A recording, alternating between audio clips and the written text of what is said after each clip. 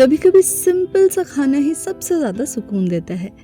आज बना रही हूँ ट्रेडिशनल बंगाली स्टाइल आलू कुमड़ोर तरकारी और सॉफ्ट फ्लफी लुची।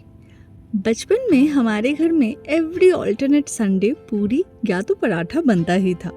पूरी मेरे लिए और पराठे मेरे भाई के लिए।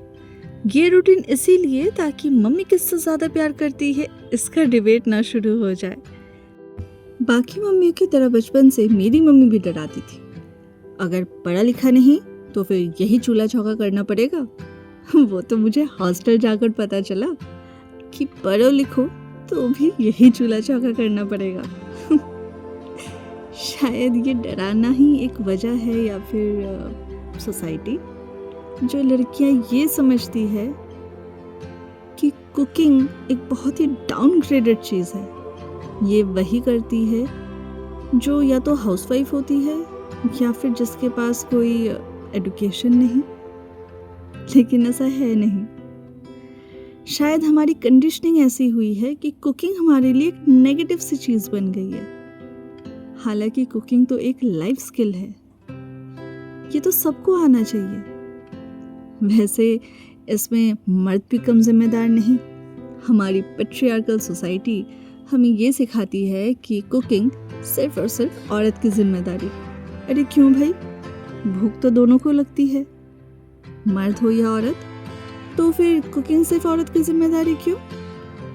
शायद ये प्रेशर की वजह से, शायद ये जो जिम्मेदारी जो थोप दी गई है, इसी वजह से औरतें कुकिंग से भागती है।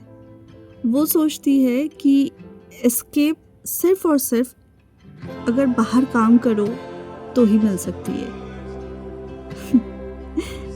लेकिन मेरे प्यारे बहनों, आप जो भी इंडिपेंडेंट हैं, जो बाहर काम करती हैं, आप अगर एक बेसिक खाने के लिए अगर किसी पे डिपेंडेंट है, फिर आप इंडिपेंडेंट कैसे हुई? खाना बनाना आना, ये कुकिंग, ये स्किल, ये बहुत ज़्यादा लिबरेटिंग है। आप किसी पे डिपेंडेंट नहीं होते। आप अपनी क्रेविंग्स, अपनी भूख के लिए खुद ही काफ़ी हैं। ये शायद औरतें भूल गई है इस सोसाइटल प्रेशर की वजह से। खैर, आपसे बात करते करते सब्ज़ी भी रेडी हो गई। ऐसी आसान सब्ज़ी बनाओ तो फिर क्या ही मुश्किल है।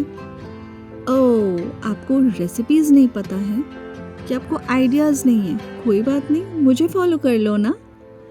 मेरे पास ढेर सारी ऐसी झटपट वाली जुगाड़ हैं जिससे आपके काम भी आसान हो जाएंगे और आप एंजॉय करके खाएंगे भी, और किसी पे डिपेंड करने की भी ज़रूरत नहीं है।